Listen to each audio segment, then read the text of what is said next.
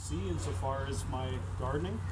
So I'm used to gardening in a mountain climate with temperatures to -40.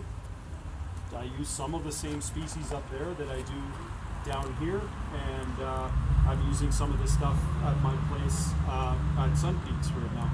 And this knowledge is kind of based on that, but it's not the only way, and everybody has their own sort of ways of doing things, I guess.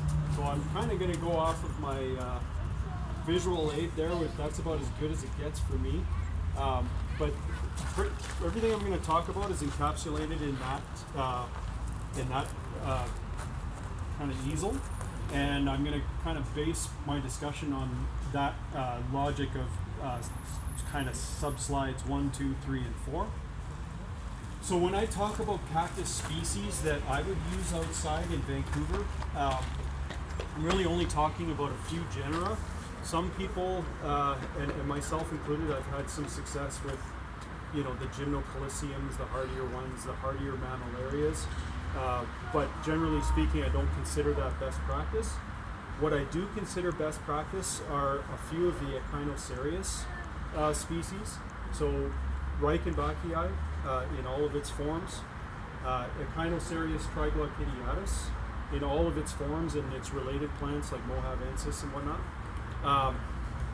Echinocereus coccineus, and Echinocereus viridiflorus. So we're talking about this line of plants here, minus, I don't have coccineus here, but I have 3 of the other ones.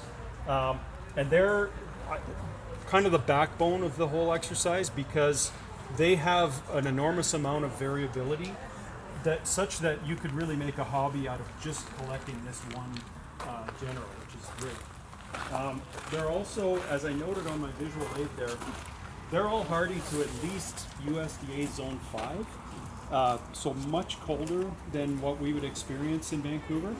I have guys all the time, friends all the time that say, I live in Denver or Pueblo, Colorado, or whatever. We get much colder than Vancouver, and we have no problems with these species. You should be able to grow Lobivia outside in Vancouver.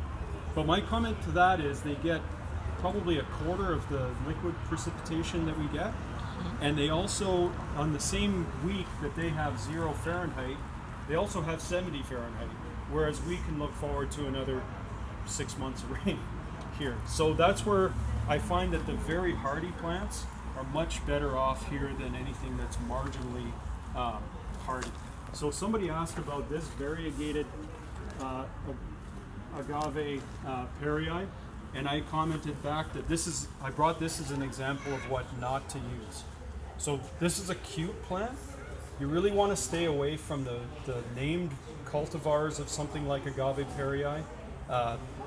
You're okay with Echinocereus, but generally speaking, once you get into the agaves, you see Kisho Khan and names like that.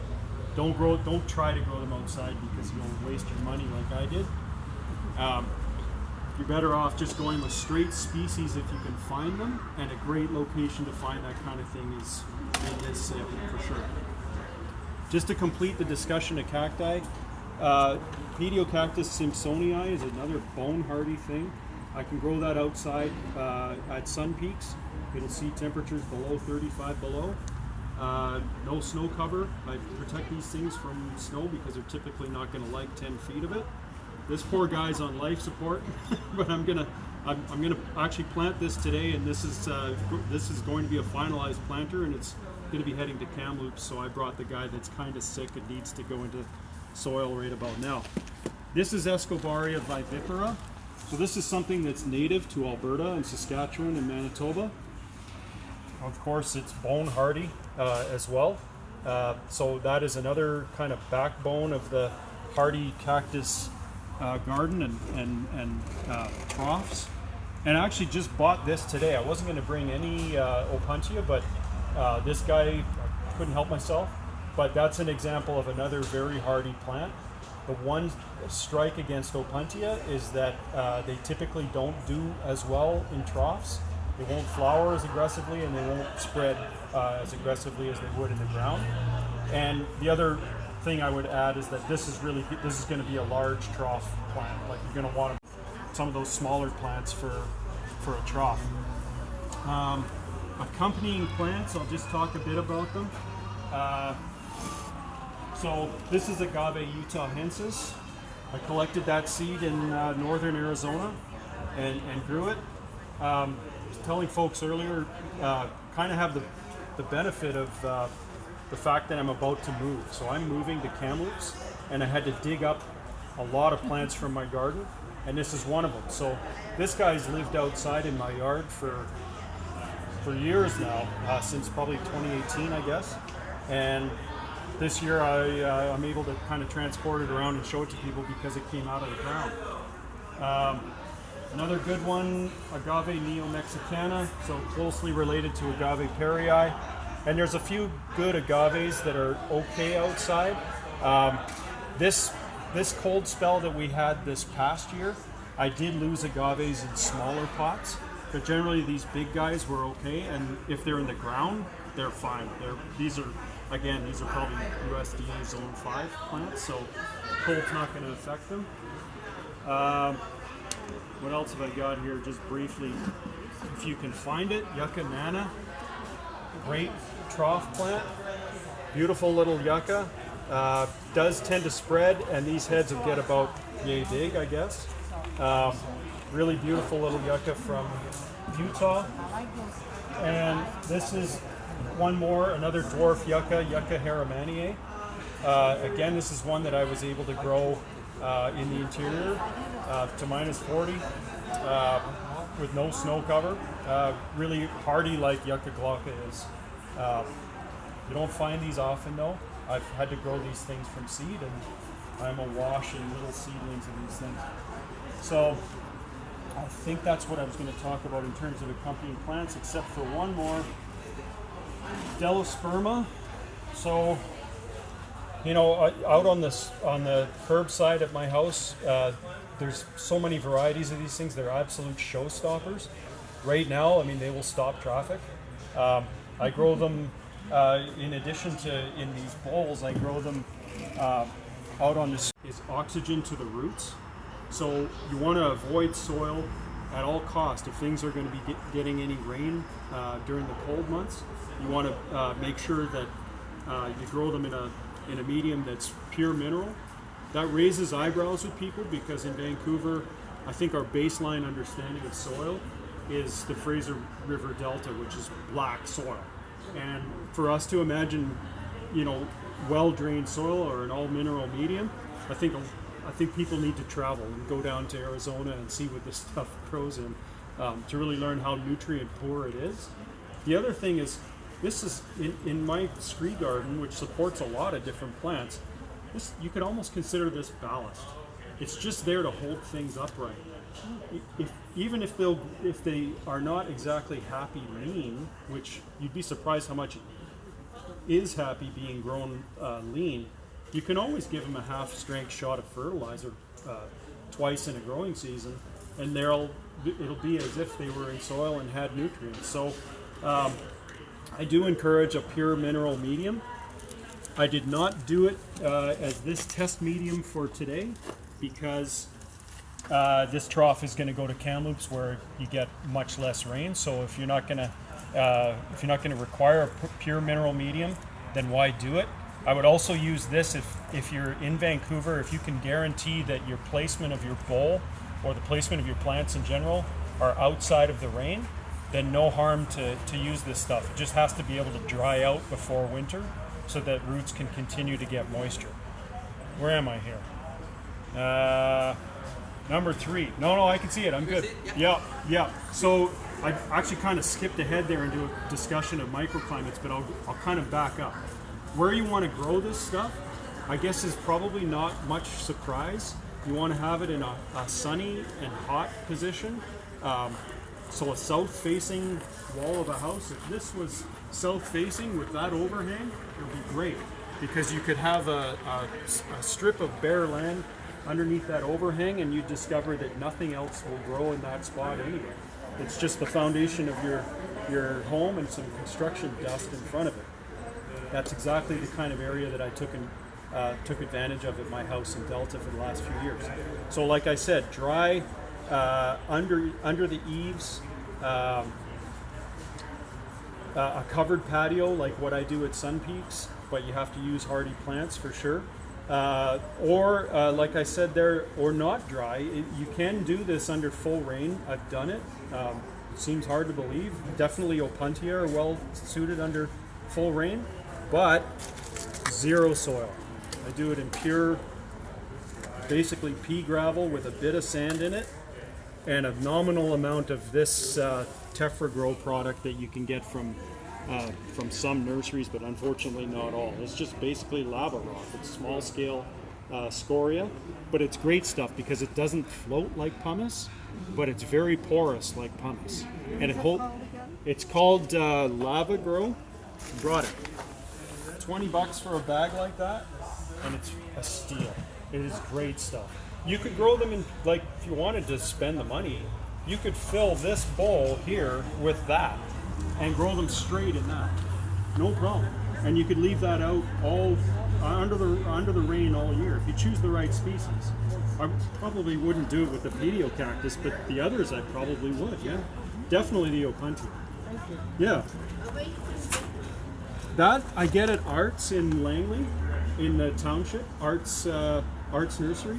So not Art Nap, but Arts. Yes. Yep. Yep.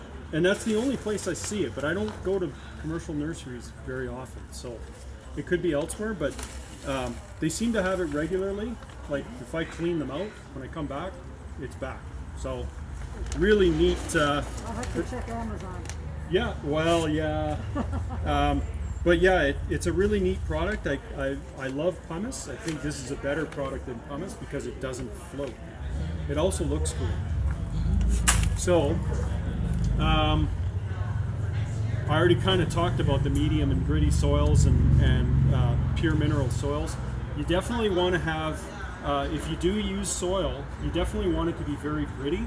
So what this is, what I'm going to use in this tray here, in this trough, is 3 parts of that Tephra Grow stuff, 1 part of the commercial cactus soil. I like this brand. It's unlike a lot of cactus soil, it doesn't have chunks of like wood and things in it. There's too much organic material. There's too much peat. Peat is terrible. I'm sure this has peat, but I'm overcoming the terribleness of peat with more of the grit. So this is for Kamloops, and I would use the same mix here if the bowl was going to be dry in the winter. And by dry in the winter, I mean no rain. Only agaves need like 1 or 2 waterings in the winter. Cacti, no problem. I put them in a shed at my cabin. The stuff that's not hardy, I kept it at 3 degrees for 7-8 months. And they're shriveled, but they're ready to go pretty quickly once you get them back out. So I think at this point, the other thing I was going to mention was that is just to be careful, like in your first year, so that you don't remember this day and this presentation and think, geez, that guy was full of pack of lies. Monitor the bowl, like monitor your planting, make sure that thing isn't getting rained on, especially if you've used any soil. Monitor it to make sure that it's dry and that it stays dry. I would not water anything after probably August 30th. Let it be in the sun, dry it right out, and it'll be good the next spring when it comes out. I did have, the club came and saw a large cactus planting that I had in front of the house, and it was in a situation like this, south facing, so full sun, but underneath eaves, and everything was planted in this straight seashell sand. So that, again, pure mineral medium. What I didn't realize, or I didn't consider, but I couldn't have done anything about it anyway, was when I designed that garden bed, I didn't realize that all of our weather in Vancouver, at least in Delta, comes from the south.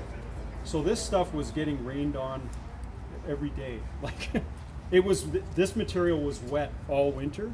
The beauty of an all mineral medium is nothing died. The only things I ever lost in that garden were marginally hardy things. These guys, they all came out of there. That's why they're all potted in this material already, because I just dug them out 3 weeks ago, and put them in the backyard. So they can sit in wet material, but they can't be sitting in wet organic material and peat and whatnot for 8 months, or they're gonna rot. So I guess at that point, I will go ahead and design this thing, and really, I mean, this is the fun part of it, but there's not really that much to it. So you just take this material. One thing I should show you is I got a pretty good sized hole in the bottom of this bowl. It looks like a regular terracotta pot, but it's actually lined with some metal inside because it weighs a ton. It feels like it's lead in there. I put a little bit of screen in the bottom just to keep all the critters from coming up through the bottom of that hole, like wood bugs and stuff like that. So once that's in place there, you just take your material, put it in.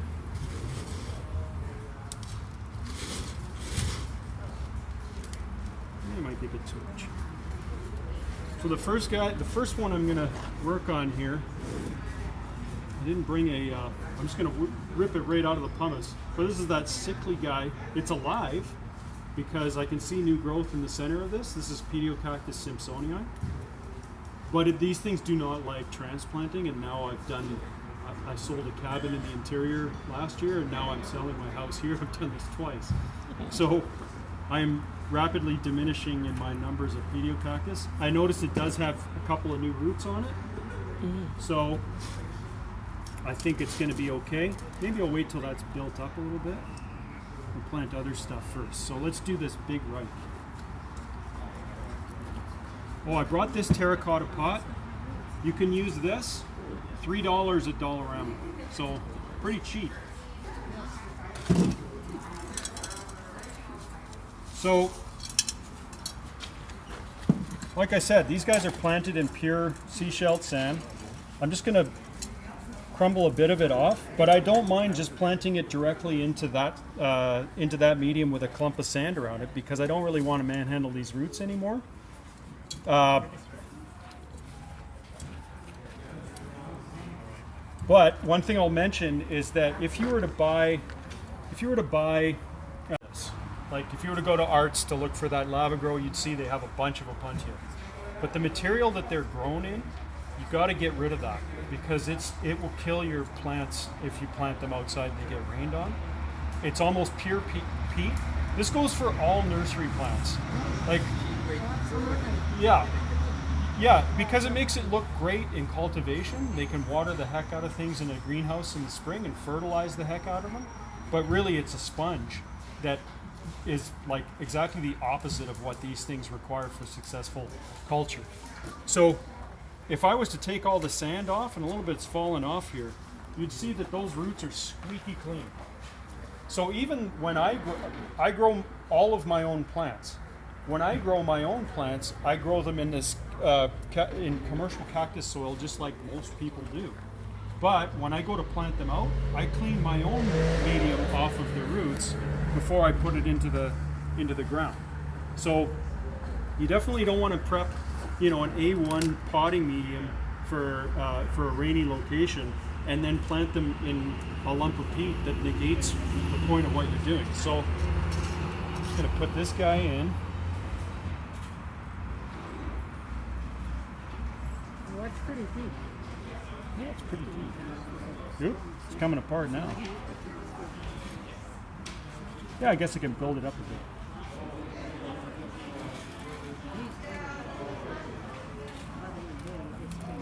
There. Okay. What next? I kind of try and plant the big plants first. So this is Escobaria vivipara. And if you're looking for this plant and thinking, wow, I never see that in a commercial nursery, you would be correct.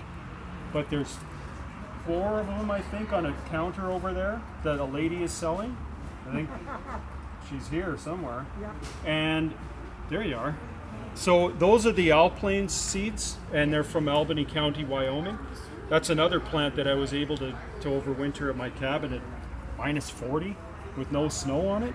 So that's a bone hardy plant, and you're offering them at a good price and a good size. So I would probably grab those if I was a person looking for more Escobaria for sure. So I'm going to put this guy in. Same thing. I'm just going to plant it in the sand that it's in. I'm comfortable with that medium. Going to Kamloops, I think this is going to do well for me. Next up, let's do. So this is Echinocerius triglochidiatus, and it's from Alamogordo, New Mexico. Oh, I've done that. Yeah, that's a neat place. It is. My friend Mats Winberg collected those seeds, and he owns Succeed, the website in Sweden. Yeah, very good. So, same thing. I'm just going to kind of gnaw a bit of that sand off. And that's a pair of 2. I prefer to plant plants in groups of 3, but just for aesthetic sort of reasons. Yep, that's what art says. Everything should be in Odd numbers. Odd numbers. Yeah, like 5 over 4 and whatnot. So this is Echinocerius viridiflorus, RP65. So that was collected by a guy named Ralph Peters in Colfax County, New Mexico. I know all these people from Facebook. 20 years ago, there'd be no way to connect with these people, but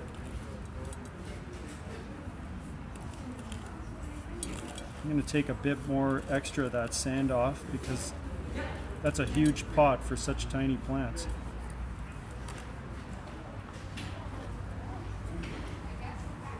So there you go.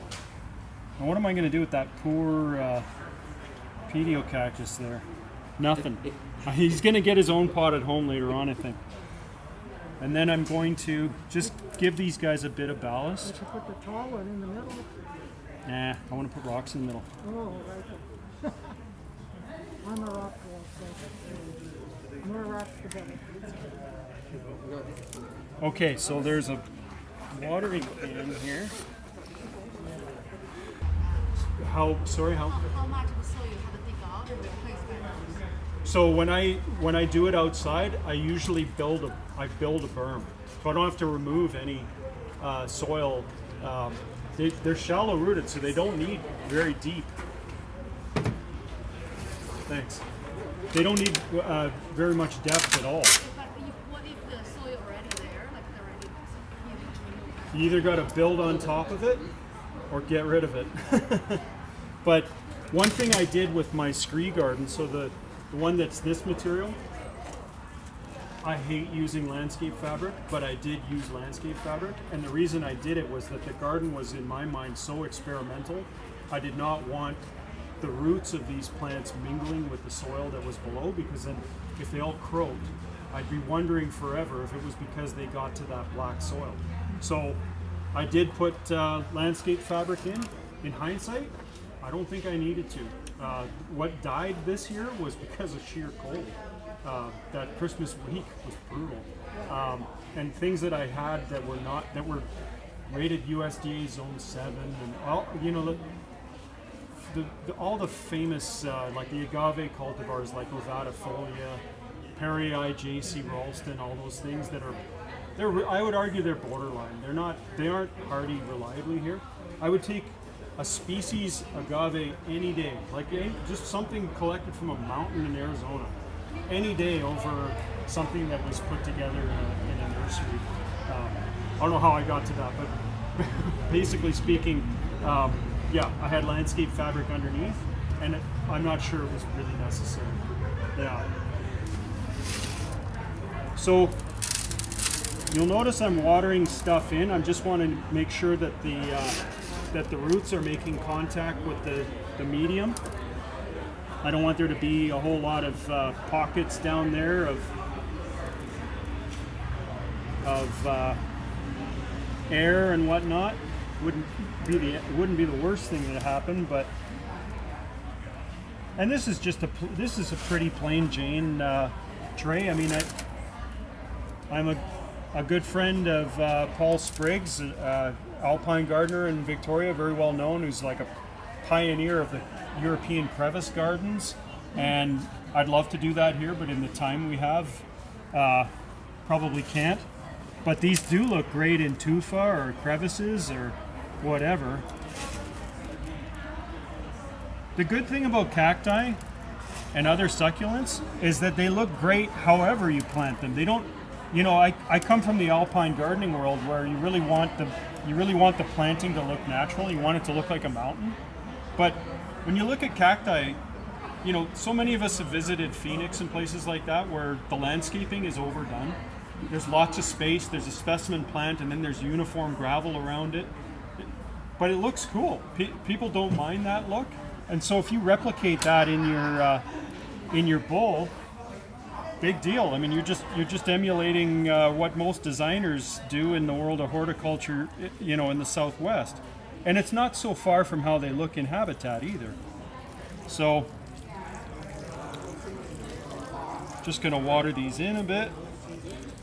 Like I said, I mean, there's nothing to this. Anybody here probably be fine on their own at this point.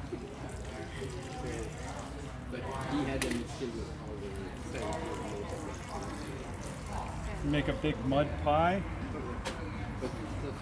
But, you know, as muddy as that looks, just remember it's 3 parts tephra grow and only 1 part cactus soil. So it's pretty sharply drained, and you can see it's already making its way out there.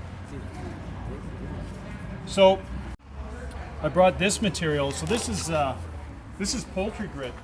So you can get this at a farm supply, and this is cherry stone grit. It's quartz, pink quartz.